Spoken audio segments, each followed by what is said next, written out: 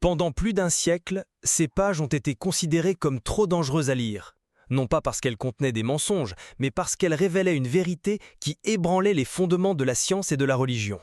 Dans un journal secret et soigneusement gardé, Allan Kardec n'a pas écrit sur la foi en la vie après la mort, il a documenté le témoignage direct de l'âme. Que ressent la conscience une seconde après que le corps ait cessé de respirer? Quelle est cette lumière dont tant de gens parlent? Et si la mort n'était pas une fin, mais un éveil à qui nous sommes vraiment?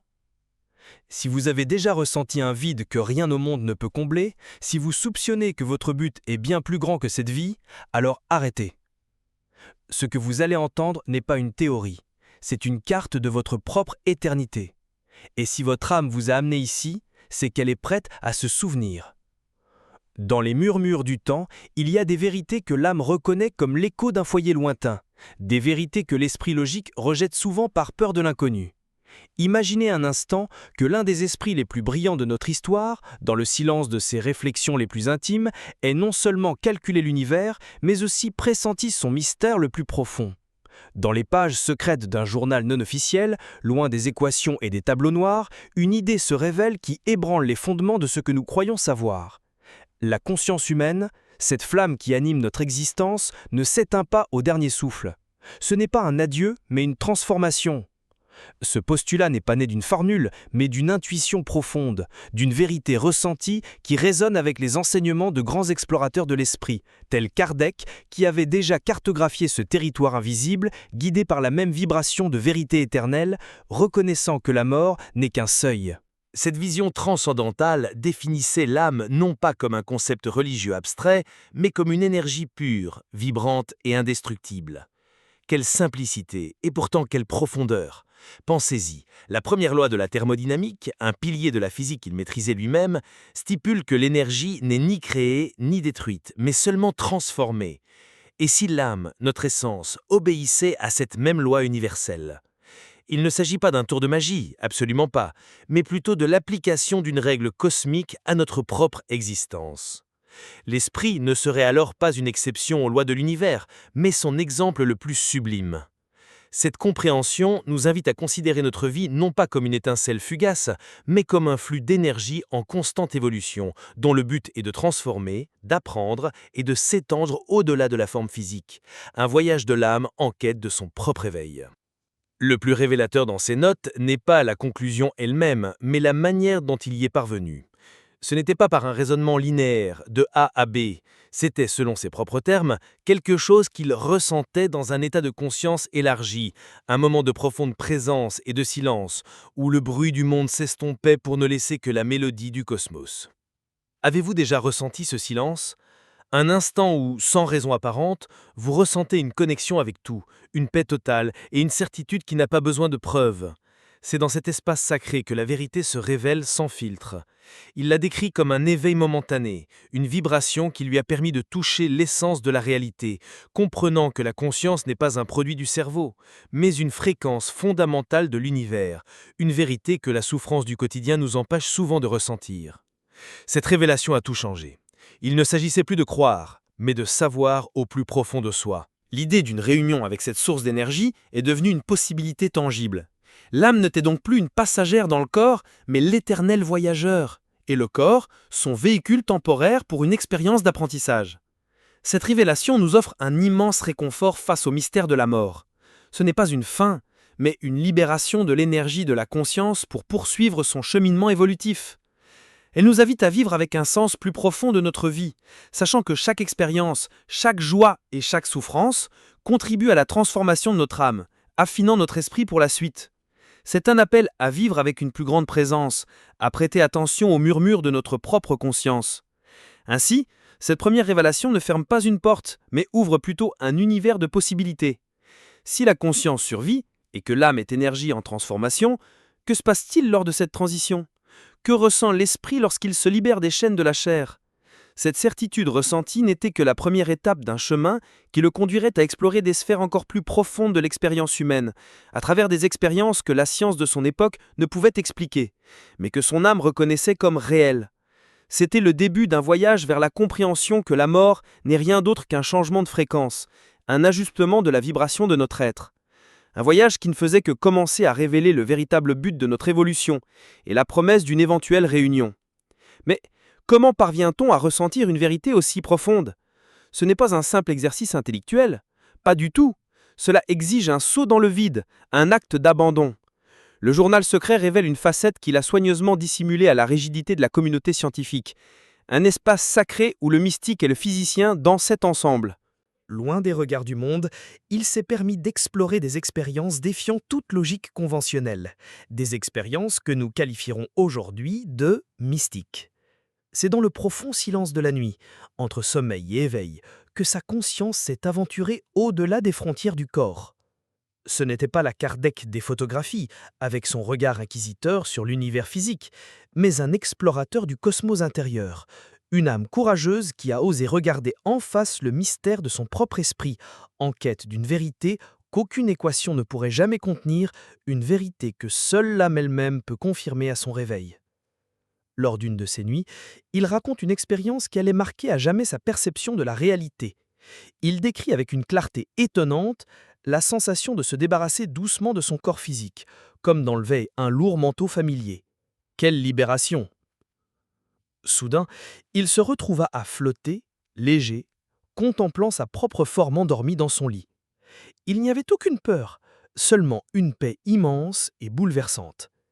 Et puis, il la vit, une lumière. Ça n'était pas une lumière physique, elle n'éblouissait pas, mais plutôt une invitation.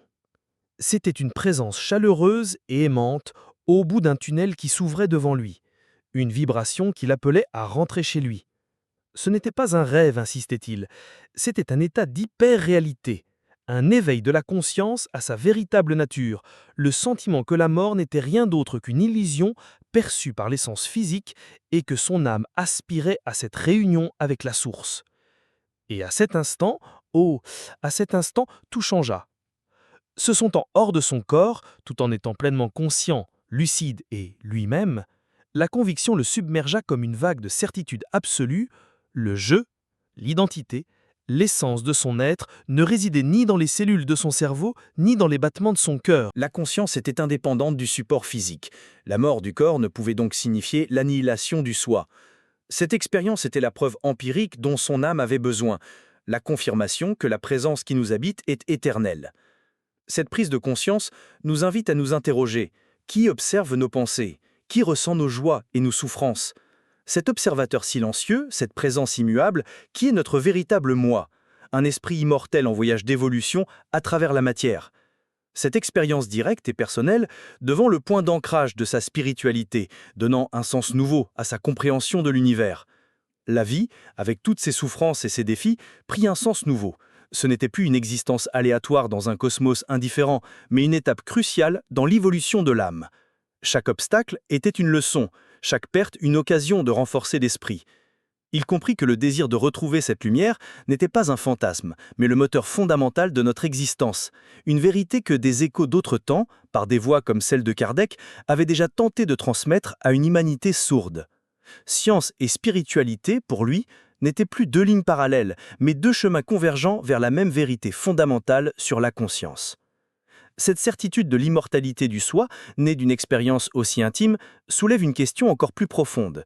Si l'âme est une entité de pure conscience, séparée du corps, de quoi est-elle constituée? Quelle est sa nature fondamentale? Si elle flotte et est attirée par une lumière, l'âme elle-même est-elle une forme de lumière? Cette projection consciente n'était pas une fin, mais le début d'une nouvelle voie de recherche intérieure, cherchant à fusionner les lois de l'univers avec la destinée de l'esprit. L'expérience lui avait montré qu'il existait au-delà de la mort. Maintenant, son âme agitée et son esprit brillant avaient besoin de comprendre que c'est exactement cette existence, cette vibration subtile, qui nous définit. Si l'âme est une entité de conscience capable de voyager, quelle est alors sa substance? De quoi est-elle faite? Dans ses réflexions les plus profondes, Kardec a établi l'une des analogies les plus belles et les plus révélatrices. L'âme est comme la lumière. Quelle merveille! Réfléchissez-y un instant. La lumière peut être réfractée, divisée en un arc-en-ciel de couleurs par un prisme, déviée par la gravité d'une étoile ou son intensité diminuée avec la distance, mais elle ne cesse jamais d'exister. Son essence, le photon, voyage éternellement à travers le cosmos. Telle est, suggère-t-il, l'âme. Notre vie, avec ses joies et ses souffrances, peut infléchir et nuancer notre lumière intérieure, mais elle ne peut l'éteindre. L'âme, par essence, est une particule de lumière divine, une vibration éternelle qui poursuit son voyage bien après l'extinction de sa source originelle, cherchant toujours à s'étendre et à illuminer. La mort ne serait alors rien d'autre que le moment où notre rayon de lumière se libère d'un prisme particulier pour poursuivre son voyage à travers l'infini. Cette vision représentait sa tentative la plus audacieuse de fusionner science et spiritualité, de trouver Dieu dans la trame de l'univers. Pour lui, les lois de la physique n'étaient pas froides et mécaniques, absolument pas, mais l'écriture manuscrite d'une intelligence supérieure. Le destin de l'âme et les lois du cosmos étaient indissociables. Elles devaient être deux expressions d'une même vérité fondamentale. Il voyait l'évolution de l'esprit comme un processus aussi naturel et ordonné que l'orbite d'une planète. Pourquoi l'univers aurait-il des lois pour tout, du plus grand au plus petit, mais laisserait-il sa création la plus complexe, la conscience, au hasard? Cela n'avait aucun sens. Son objectif était de combler le fossé entre ces deux mondes en démontrant que l'éveil spirituel n'était pas un acte de foi aveugle, mais un acte de reconnaissance des lois subtiles qui régissent notre existence intérieure, une vérité que la présence attentive peut révéler. Pour le rendre encore plus clair, il a utilisé une autre analogie puissante qui résonne profondément en nous. Il a comparé la conscience à une mélodie et le cerveau à une radio. La musique ne naît pas à la radio, n'est-ce pas? La radio n'est qu'un récepteur, un instrument qui capte les ondes déjà présentes dans l'air et les traduit en sons. Si la radio casse, si on la heurte ou si elle rouille avec le temps, la musique ne meurt pas avec elle. Bien sûr que non, la mélodie continue d'exister sur les ondes, intacte, éternelle, attendant qu'une autre radio, ailleurs, se connecte et la ramène dans le monde sonore. Telle est la relation entre l'âme et le cerveau.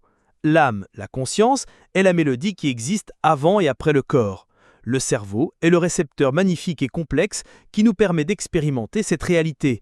Mais notre essence, notre chant, est infiniment plus grand et plus durable que l'instrument qui le joue. Cette perspective change tout. Elle nous libère de la tyrannie de la biologie, de l'idée que nous sommes qu'un ensemble de réactions chimiques vouées à l'oubli. Nous sommes une symphonie, une vibration unique au sein du cœur de l'univers. Le but de notre évolution est peut-être d'accorder notre instrument, notre être, afin que la mélodie de notre âme soit entendue aussi clairement et aussi pure que possible, sans les parasites de la peur, de l'ego ou de la souffrance inutile. Vivre dans la présence, c'est apprendre à écouter notre propre musique intérieure, à reconnaître le chant que nous avons toujours été. Et le désir de retrouvailles que nous ressentons parfois n'est rien d'autre que la nostalgie de notre âme de rejoindre le grand orchestre cosmique dont nous sommes une note indispensable.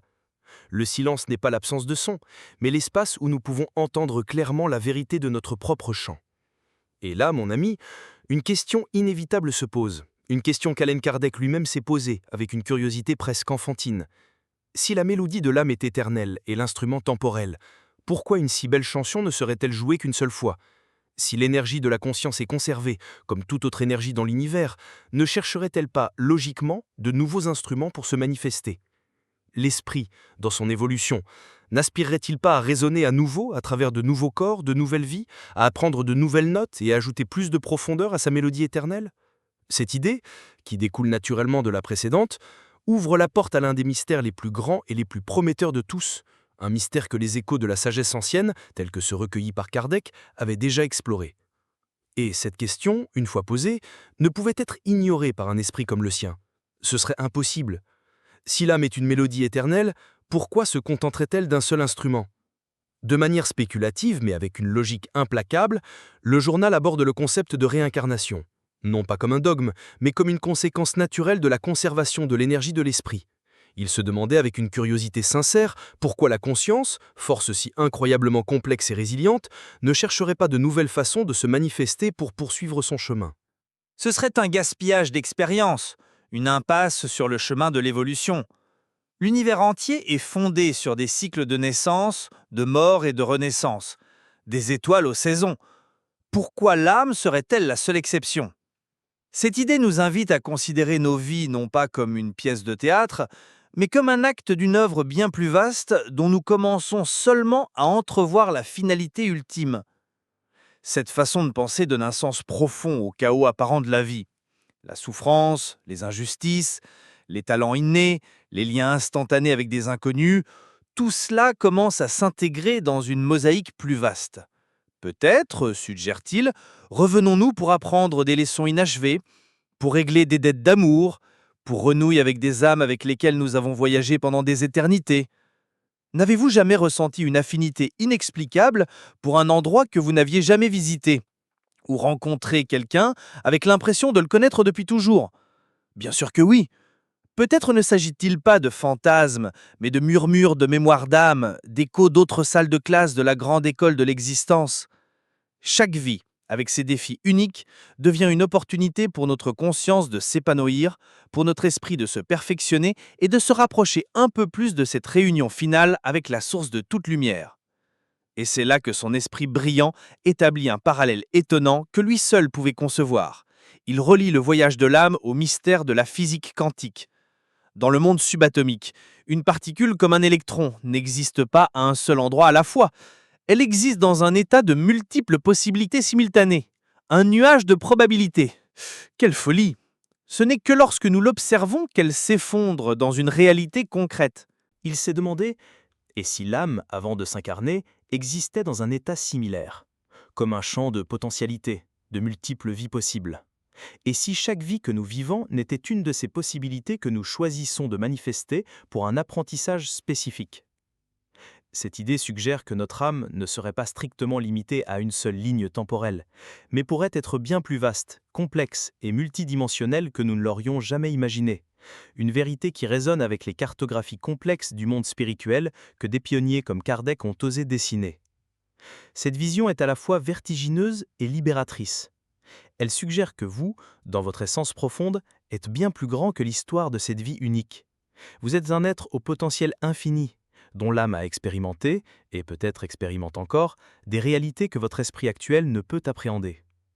Ce désir de quelque chose de plus, ce sentiment qu'une partie de vous est ailleurs, pourrait être la résonance de votre vaste nature quantique. L'éveil spirituel serait alors le processus d'expansion de notre conscience pour commencer à englober la totalité de notre être, apercevoir les autres notes qui composent notre symphonie. Cela exige une présence profonde et le courage de s'immerger dans le silence intérieur, où les échos de nos autres existences peuvent être doucement entendus, nous guidant vers l'évolution de notre âme. Considérer cette idée, même comme une belle possibilité, transforme radicalement notre rapport à la fin de cette vie. Si cette existence n'est qu'un chapitre, alors la mort ne peut plus être perçue comme une fin terrifiante et définitive. Elle perd son mordant, n'est-ce pas? Au lieu d'être un point, elle devient une virgule, une pause pour respirer avant le début de la phrase suivante. Elle se transforme en transition, un retour à cet état de pur potentiel avant de se lancer dans une nouvelle aventure d'apprentissage. Cette prise de conscience nous mène directement à la réflexion finale et la plus intime de son journal. Si la mort n'est pas la fin, alors qu'est-ce que c'est exactement? Et si nous sommes éternels, comment vivre avec cette vérité au cœur? Avec cette vaste perspective en tête, la mort se débarrasse de son masque de terreur et se révèle telle qu'elle a toujours été. Une transition d'état, aussi naturelle et sereine que le cycle de l'eau. Imaginez. L'eau de la rivière, la vie qui coule, s'évapore dans le ciel, la libération de l'esprit, se condense en nuages, un état de conscience intermédiaire, et retourne sur Terre sous forme de pluie, une nouvelle vie, une nouvelle opportunité. Ou bien elle peut geler et se transformer en glace, un état de pause, de réflexion. Sous toutes ses formes, elle est toujours de l'eau. Elle n'est jamais perdue, jamais détruite, seule sa forme et sa vibration changent. C'est ainsi qu'il voyait le voyage de l'âme. La mort n'était pas une fin, absolument pas, mais simplement le moment de l'évaporation, l'instant où l'esprit se libère de la densité de la forme physique pour s'élever vers un état d'existence plus subtil, poursuivant son éternel cycle d'évolution. Alors, où va l'âme? Quel est ce ciel vers lequel s'élève la vapeur de conscience? Dans ses notes, il le décrit non pas comme un lieu, mais comme un état, un champ de conscience unifié.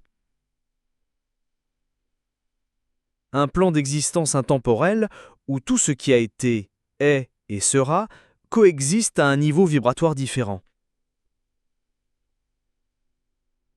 Essayez d'imaginer un océan infini de lumière et de son où chaque âme est une goutte d'eau et en même temps l'océan tout entier. Sur ce plan, le temps linéaire se dissout. Le passé, le présent et le futur ne font plus qu'un. C'est la véritable demeure de l'esprit, le lieu de la réunion ultime, non seulement avec les êtres chers, mais avec la totalité de l'existence, avec la conscience de Dieu. Accéder à ce plan, ne serait-ce qu'un instant en méditation ou dans un profond silence, c'est faire l'expérience de l'éternité, ressentir la vérité qu'en essence, nous n'avons jamais été séparés de quoi que ce soit ni de qui que ce soit. Et c'est là que réside la révélation la plus émouvante et la plus profondément humaine de tout le journal. Sa peur n'était pas la mort, absolument pas. Ayant ressenti l'immortalité de l'âme et la nature transitoire du corps, l'acte de mourir en lui-même ne lui causait aucune angoisse. Sa véritable et unique peur, sa plus profonde souffrance, était la possibilité de vivre une vie déconnectée de la mélodie de la conscience qui l'appelait vers cette réalité supérieure. La peur n'était pas de mourir, mais de ne pas avoir vraiment vécu. La panique n'était pas de franchir le seuil, mais de l'atteindre et de réaliser qu'il avait passé toute sa vie sourd à la musique de sa propre âme, distrait par le bruit du monde, ignorant le but sacré de son éveil. Cette confession finale est un miroir pour chacun de nous. Elle nous oblige à nous interroger, de quoi avons-nous vraiment peur? De la nuit finale ou des jours vides? Ces réflexions qui vibrent à la même fréquence que la sagesse que des âmes comme Kardec ont cherché à organiser et à partager, nous enseignent que le but de la vie n'est pas de se préparer à la mort, mais de pratiquer l'éveil. L'évolution spirituelle n'est pas pour après la mort, elle est pour maintenant. Il s'agit d'apprendre à vivre le cœur ouvert, en pleine présence, en accord conscient avec la vibration de notre esprit, afin que, lorsque le moment de la transition arrive, ce ne soit pas un saut dans le vide inconnu, mais un joyeux retour à une demeure que nous avons déjà appris à reconnaître en nous. Ainsi, alors que nous fermons la dernière page de ce journal imaginaire, la leçon qui demeure en suspens ne concerne pas l'après-mort, mais la manière de donner un sens à la vie. Elle nous laisse avec une acceptation sereine, non pas d'une fin, mais d'un cycle infini. Elle nous invite à traverser ce monde avec moins de peur et plus d'amour. L'oreille de notre âme toujours attentive à cette mélodie subtile, à cette vérité silencieuse qui nous murmure à chaque instant que nous sommes éternels, que nous sommes lumière et que nous sommes ici pour nous souvenir et exprimer cette magnifique réalité. Le voyage ne s'arrête jamais, mon ami. Il ne fait que se transformer, et chaque fin n'est que le prélude à de nouvelles et merveilleuses retrouvailles. Après avoir écouté ceci, fermez les yeux un instant et demandez-vous, quelle vérité cela a-t-il éveillé en vous? Si ce message vous a touché, partagez-le dans un commentaire. Parfois, ce que nous exprimons par des mots aide aussi les autres à se souvenir. Abonnez-vous si vous sentez qu'ici, votre esprit a trouvé un écho de sa propre maison. Lors de notre prochaine rencontre, nous ne parlerons pas de la mort, mais des retrouvailles qui nous attendent dans l'au-delà. Je t'attendrai.